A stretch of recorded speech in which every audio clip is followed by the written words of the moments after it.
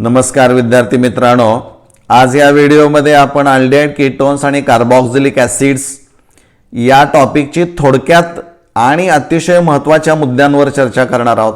त्याचं कारण असं आहे की हा जो टॉपिक असणार आहे तो याचं वेटेज विथ ऑप्शन 8 मार्क्स असणार आहे. म्हणजे जर तुम्ही मनापासून हा टॉपिक जर केला तर याचे 8 गुण तुम्हाला आरामात मिळू शकतात. त्यासाठी इथं aldehydes, ketones, carboxylic acids. What are aldehydes and ketones? You know that both are collectively known as a carbonyl compounds because both contain carbonyl group as a functional group. And here what is the difference between aldehydes and ketones? In aldehydes at least one hydrogen atom is attached to carbonyl carbon and second valency of it is satisfied by either hydrogen or any alkyl group. But in case of ketones, both the valencies of carbonyl carbon are satisfied by identical or different alkyl groups. This is important. त्यानंतर इथं आपण बघूया. Now see this table or you frame. Classify the following as aliphatic and aromatic aldehydes. याच्यावर एक multiple choice question विचारला जाऊ शकतो की which one of the following is an example of aliphatic aldehyde. म्हणजे 4 दिले त्यापैकी तुम्हाला aliphatic aldehydeचं एक्झाम्पल शोधून काढायचं आहे. असा MCQ याच्यावर विचारला जाऊ शकतो. त्यानंतर इथं classification of ketones. Give the classification of aliphatic ketones. What are aliphatic ketones? In these compounds carbonyl carbon is attached to 2 alkyl groups. मग हे alkyl groups which may be same or different. Same असतील तर simple or symmetrical ketones. And if both alkyl groups attach to carbonyl carbon are different then called mixed or unsymmetrical ketones. बरोबर आहे. त्यानंतर इथं बघा, this is the structure of benzaldehyde which has a bitter almond flavour. व्हॅनिलिन ice cream माहीत आहे, vanilla flavour त्याच्यामध्ये असतो. This is the structure of cinnamaldehyde. It has a flavor of cinnamon and camphor. तुम्हाला माहित आहे कापूर, कॅम्फर फ्रॅग्रन्स त्याच्यामध्ये असणार आहे. हे लक्षात ठेवा. त्याचं कारण असं आहे की यावर काही MCQ विचारले जाऊ शकतात. किंवा इथं सगळ्यात महत्त्वाचं आहे की butyraldehyde is used in margarine and a food for its a buttery odour. किंवा acetophenone has a smell of pistachio and is used in ice cream. किंवा muscone has musky aroma and is used in perfumes. Popcorn has a butter flavour which contains butane 2,3 dione. त्यामुळे यावर MCQ कदाचित विचारला जाऊ शकतो. त्यानंतर हे स्ट्रक्चर पहा. Try carboxylic acid, citric acid which contain 3 COH group and 1 OH group. म्हणजे this is an example of tricarboxylic acid. Now see these structures. The correct IUPAC name of the following structure is, suppose this structure is given to you and you are asked to choose the correct IUPAC name from the given options. So first priority goes to the aldehyde, then give the numbering in the clockwise direction. म्हणजे इथं 1 3 4 येईल. म्हणजे 4 hydroxy 3 methyl benzaldehyde. CH2 double bond CH COH acrylic acid असणार आहे. त्याचं IUPAC name विचारलं जाईल. किंवा अल्डिहाइड जे असणार आहे ॲक्रोलिन त्याचंही स्ट्रक्चर विचारलं जाऊ शकतं किंवा त्याचं IUPAC नेम विचारलं जाऊ शकतं. तसंच कीटोनच्या बाबतीमध्ये देखील तुम्ही मेसिटिल ऑक्साईड इथं दिसतंय पहा. याचं स्ट्रक्चर लक्षात ठेवायचं. IUPAC नेम विचारतील किंवा हे स्ट्रक्चर देतील आणि याचं कॉमन नेम तुम्हाला विचारतील. आता हे पहा. What is the reagent which oxidizes primary alcohols to only aldehydes and does not oxidizes aldehydes further into carboxylic acid. So the correct option is or correct name of the reagent is a PCC. म्हणजे pyridinium chlorochromate is the reagent which oxidizes primary alcohols to only aldehydes and it does not oxidises aldehydes further into carboxylic acids. म्हणजे याच्यावर MCQ विचारला जाऊ शकतो. Next method जी असणारी आहे, this is the second method by dehydrogenation of alcohols. Means here hydrogen is removed, that is the H2 is removed from a molecule of alcohol. This method is also you studied in previous chapter, that is chapter 11th. Here vapors of primary alcohols and secondary alcohols are passed over heated copper at 573 Kelvin. So there is a removal of H2 from primary and secondary alcohols to give aldehydes and ketones respectively. When tertiary butyl alcohol is heated with passed over at heated copper powder at 573 Kelvin, at that time there is a removal of a molecule of water, dehydration takes place, and the corresponding alkene, that is isobutylene or isobutene, is formed. Next, by ozonolysis. You know the ozonolysis, that is the addition of ozone in presence of carbon tetrachloride, and the second step is the decomposition of unstable that is the ozonide with zinc, dust and water. Suppose this you are given a compound which contain carbon-carbon double bond. त्यावेळेस you draw a vertical line on this carbon-carbon double bond and put one oxygen to left side and one oxygen atom to the right side. So two bonds, one sigma and pi bonds totally breaks. So there is a formation of two molecules of CH2O, that is the formaldehyde. त्यानंतर next, by hydration of alkynes. Alkynes, for example, you take acetylene which contain triple bonds between two carbon atoms, one sigma and two pi bonds. So you should remember that, or you should keep in mind, when ozonolysis of alkynes is carried out, the carbon-carbon single bond remains intact. Only two pi bonds are involved in the reaction. So carbon-carbon bond remains intact, and you also draw a single vertical line like this on carbon-carbon triple bond. Put oxygen to the left and one oxygen to the right. So there is a formation of a product called glyoxyl. CHO glyoxyl असणारा आहे. त्यानंतर preparation of aldehydes from acyl chloride. Acyl chloride structure RCOCl. This reaction is a Rosenmund reduction reaction. In Rosenmund reduction, hydrogen gas is adsorbed on the surface of palladium, which acts as a catalyst, but here it is poisoned with barium sulfate. So partial reduction is taking place in this reaction, because this Cl combines with one of the hydrogen to form byproduct HCl, and Cl is replaced by H. So main product aldehyde is formed.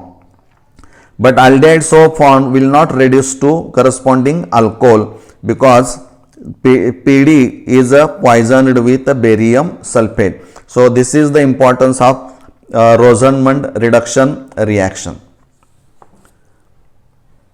Now see this reaction with Grignard reagent and cadmium chloride.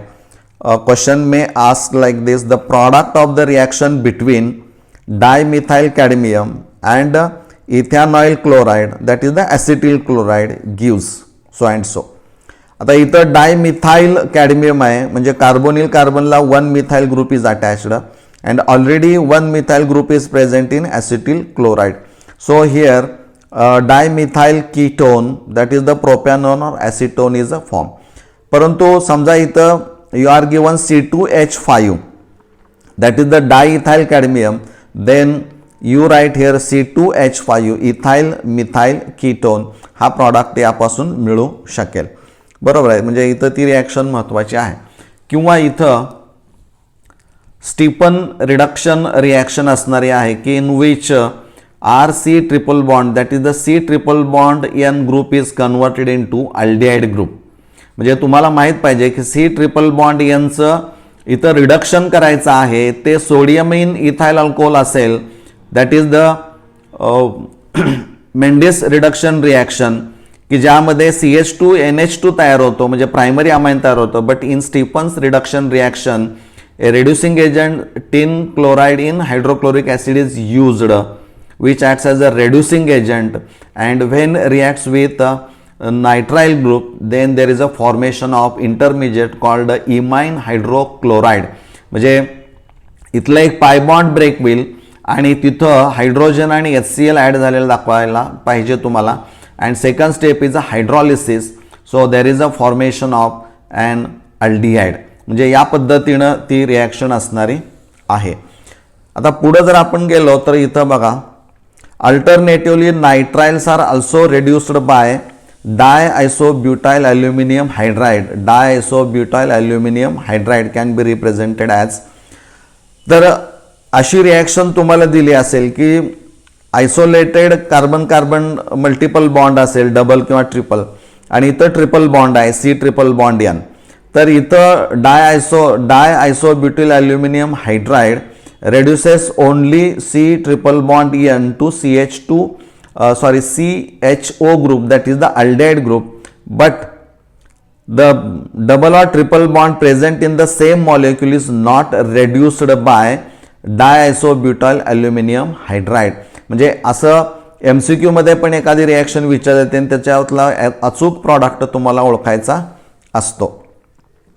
त्यानंतर इथं पुन्हा जर आपण पाहिलं तर ethane nitrile with Grignard reagent gives intermediate which on hydrolysis give ketone.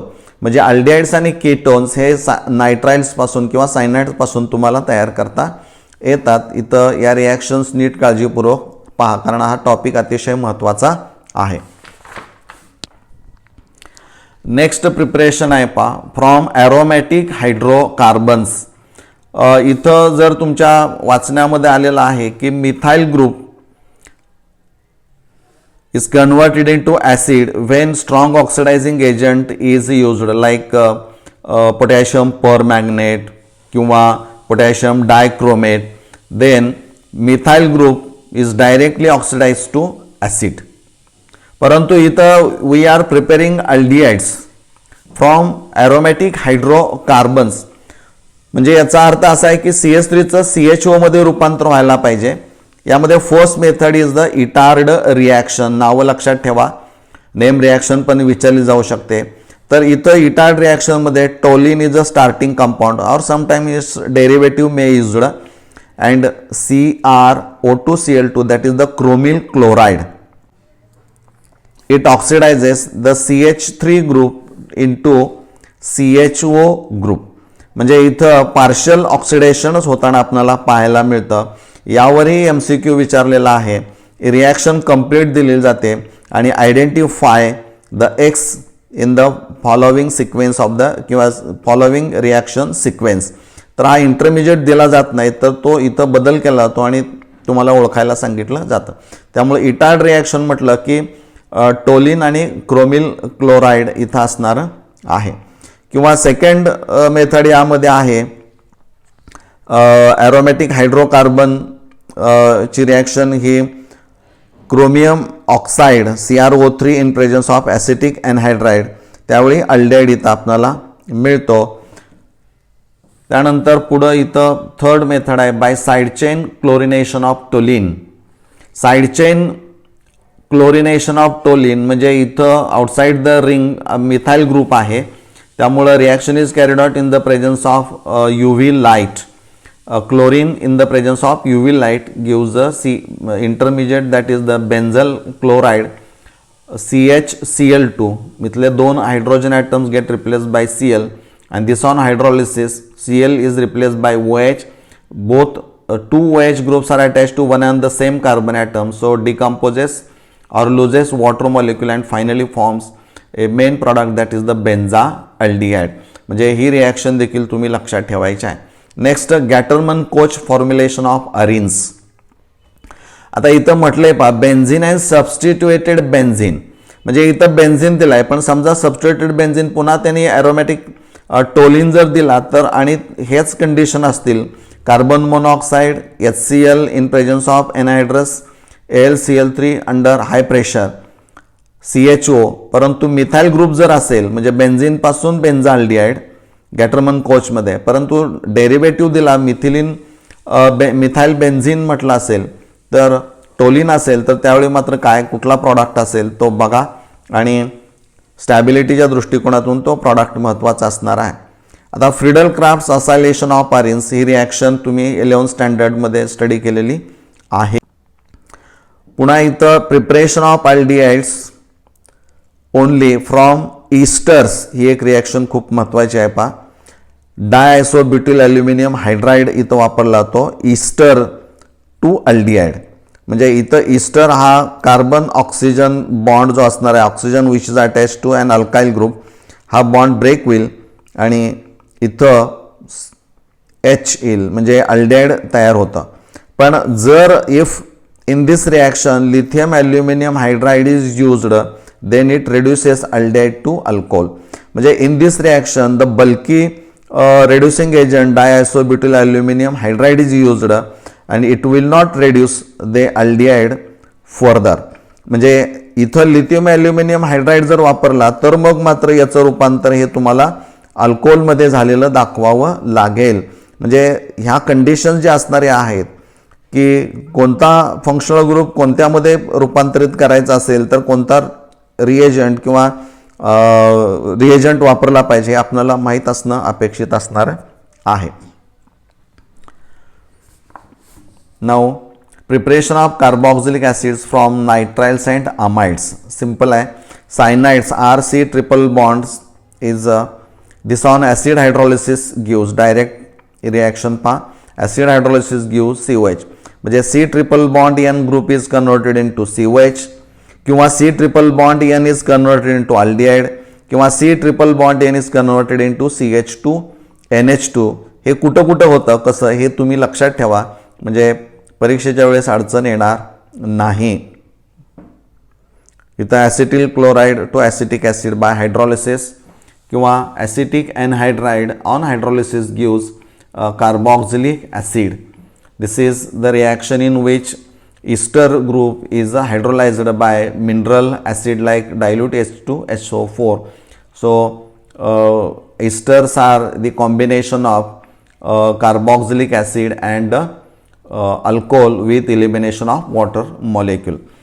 इथं alkaline hydrolysis of ester using dilute alkali like NaOH or KOH. इथं ester पासून आपल्याला सोडियम सॉल्ट ऑफ ईस्टर मिळेल आणि सोडियम सॉल्ट ऑफ ईस्टर्स किंवा sodium इथं म्हटलं पाहिजे सोडियम और potassium salt of higher fatty acids are nothing but soaps and hence the alkaline hydrolysis of ester is called saponification that is the soap formation process. ही reaction एकदा नीट बघून घ्या. बेन्झिन रिंग आहे त्याच्या आउटसाईडला जर काही हायड्रोकार्बनची चेन असेल अल्काइल ग्रुप असेल असं आपण म्हणूया. समजा मिथाइल ग्रुप आहे तर the carbon which is directly bonded to benzene ring is called benzylic carbon and the hydrogen which are attached to benzylic carbon are called benzylic hydrogen. मग असे ज्यावेळी ऑर्गॅनिक कंपाऊंड्स की बेन्झिन आहे आणि त्याला outside the chain direct carbon जोडलाय त्याला जर एखादा बेन्झिलिक हायड्रोजन असेल आणि रिॲक्शन अल्कलाइन KMnO4 मध्ये कॅरी आउट केली असेल तर it is converted into COH group that is the benzoic acid मध्ये त्याचं रूपांतर हे होतं. हे आपण लक्षात ठेवणं गरजेचं आहे. इथं पहा इथं एक हायड्रोजन आहे डायरेक्ट रूपांतर ॲसिडमध्ये झालेलं आहे पण इथं 3 CH3 ग्रुप जर या कार्बनला बेन्झिलिक कार्बनला जोडले असते तर मग मात्र त्याचं ऑक्सिडेशन होणार नाही because there is a no benzylic hydrogen. म्हणजे हे आपण लक्षात ठेवणं गरजेचं आहे. किंवा असं एखादं एक्झाम्पल तुम्हाला दिलेलं आहे बेन्झिन रिंग आहे आणि इकडं पुन्हा जे स्ट्रक्चर आहे CH2 CH2 CH2 CH2 आहे तर त्यावेळी इथं कार्बन आणि इथं carbon both carbon are directly bonded to the benzene ring which contain 2 hydrogen atoms that is the 2 benzylic hydrogen. मग असं असेल तर मग मात्र ऑक्सिडेशन होतं आणि त्यावेळेस 2 COH ग्रुप तिथं जोडलेले आपल्याला पाहायला मिळतात. हे आपण लक्षात ठेवणी रिॲक्शन खूप महत्त्वाची आहे. Now see this reaction Carboxylic acids can also be prepared by oxidation of alkenes by KMnO4 in dilute H2SO4. इथं आपण पाहिले अल्कलाईन KMnO4 आहे, तर इथं ॲसिडिक KMnO4 वापरलेला आहे. म्हणजे जिथं तुम्हाला ॲसिडिक KMnO4 आहे आणि डबल बॉन्ड तुम्हाला ब्रेक करायचा असेल तर मग डबल बॉन्डला इकडे एक ऑक्सिजन दाखवा आणि तयार होणारं जे कंपाऊंड असणार आहे ते C6H5COH मध्ये रूपांतर होतं, कारण अल्डेहाइड तयार होतं आणि aldehyde further oxidises to corresponding acid आणि हा बाय प्रॉडक्ट जो असणार आहे तो फॉर्माल्डेहाइड असणारा आहे. परंतु main product is a benzoic acid. तो कसा डबल बॉन्ड ब्रेक केला, इकडं ऑक्सिजन हा झाला CHO बेन्झाल्डेहाइड, याचं ऑक्सिडेशन झालं की बेन्झॉइक ॲसिड. फुल ऑक्सिडेशन इथं होतं. इथं डबल बॉन्ड ब्रेक केला आहे इकडे एक ऑक्सिजन अल्डेहाइड तयार होतं, परंतु त्याचं परत ऑक्सिडेशन झालं की ॲसिडमध्ये रूपांतर होतं. म्हणजे cyclohexene is converted into adipic acid. म्हणजे या पद्धतीनं या रिॲक्शन्स असणाऱ्या आहेत. फिजिकल प्रॉपर्टीचा विचार जर केला तर बॉइलिंग पॉईंट्स आपण लक्षात ठेवा आणि बॉइलिंग पॉईंटसाठी हे चार्ट जरी असले तरी यातली सगळ्यात महत्त्वाचं काय लक्षात ठेवायचं असेल तर इथं दिलेलं आहे इथं एक टेबल आहे, तोही नीट बघा आणि हे लक्षात ठेवा. इथं काय दिले remember, relative strength of intermolecular forces. Hydrogen bond is a greater than the dipole attraction, which is greater than the van der Waals forces. Hence the boiling points. ती ऑर्डर तुम्ही लक्षात ठेवा. हे लक्षात ठेवा कारण कुठं ना कुठं तरी CETला असेल, JEला असेल किंवा ज्या परीक्षेत येणार तिथं प्रश्न एक बॉइलिंग पॉईंटवर असतो. Carboxylic acids have higher boiling point than the alcohols, than the ketones, than aldehydes, than ethers and alkanes. सर्वात, कारण इथं हायड्रोजन बॉन्डिंगच पाहायला मिळत नाही आणि अल्केन्समध्ये, त्यामुळे सगळ्यात कमी बॉइलिंग पॉईंट इथं असेल. Carboxylic acid is greater than alcohols, alcohol is greater than ketones, ketone is greater than aldehydes, aldehyde greater ethers and alkanes.